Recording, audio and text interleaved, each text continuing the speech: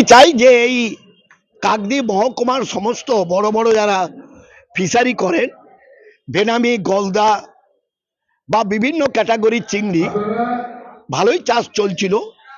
এলাকার গরিব মানুষ সব রকমের মানুষের উন্নতি হচ্ছিল, ওদেরও হচ্ছিল।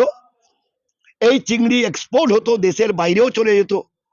কিন্তু দুর্ভাগ্য হলো, গোটা বিশ্বে যখন মারণ রোগ করোনা ভাইরাস গোটা দেশকে যখন গ্রাস করলো, গোটা বিশ্বকে গ্রাস করলো, এদের এই চাষেও আকাল দেখা দিল।